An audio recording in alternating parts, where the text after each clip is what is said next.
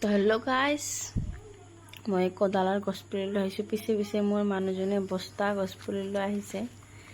তো চাওকচোন আমি কি কৰোঁ। ইয়াতে গাঁত খান্দিছে গছপুলি। মামাহেন 10,000 টকা দিব গছপুলি পুতাৰ কাৰণে।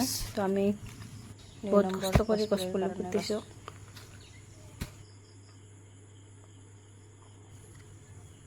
তো এইডাল হ'ল আম, প্ৰথমডাল আছিল অগৰু, এইডাল আম গছ আৰু এইডাল হ'ল জাম।